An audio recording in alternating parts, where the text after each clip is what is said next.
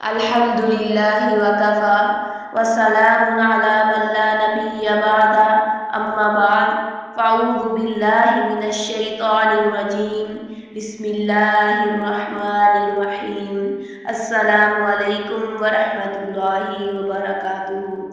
दुआ को कबूल करवाने के बेहतरीन अंदाज। जिनकी दुआ कबूल नहीं होती और जो ये शिकवा करते नजर आते हैं कि हम दुआएं मांग मांग के थक चुके हैं, वो इस एंगल से भी सोचें कि हज़रत उमर ने एक बच्चे को कहा था कि रुक मेरे लिए दुआ कर।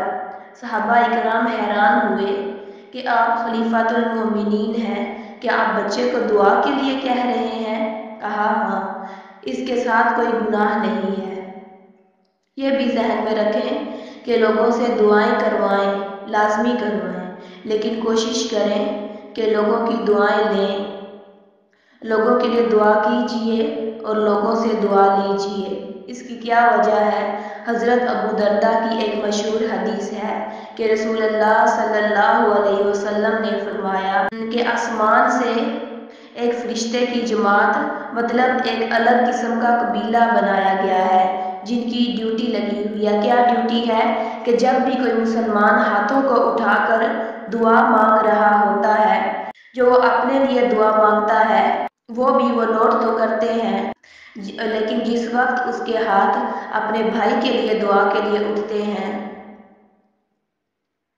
यानी वो कहता है कि अल्लाह मेरे फलां भाई की मुश्किलात आसान फरमा, कि मेरा फलां भाई बे औलाद है उसको औलाद दे, या फलां भाई तंगदस्त है उसके लिए आसानियाँ पैदा फरमा, तो एक फरिश्ता उसके पास आ जाता है और वो क्या कहता है?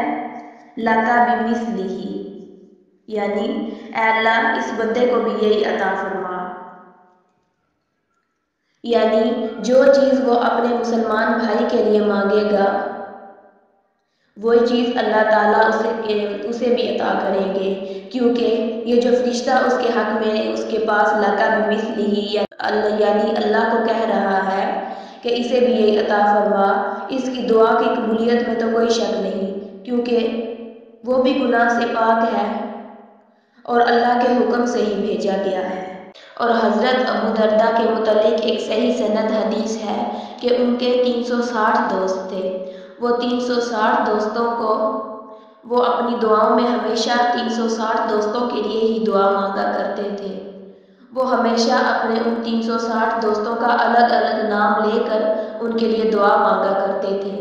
उनके मुतालिक ये भी है कि वो दोस्तों के अलावा उन्होंने कभी अपने लिए दुआ नहीं मांगी थी, और जो वो अपने दोस्तों के लिए मांगते थे अल्लाह उनके घर वही भेज देते थे, क्योंकि वो शख्स बखील है जो अपने मुसलमान किसी भाई के लिए दुआ नहीं करता।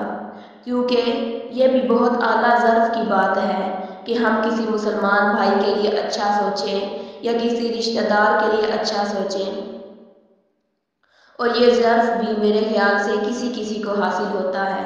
अल्लाह ताला हमें भी ऐसा ज़र्फ़ अता फरमाए।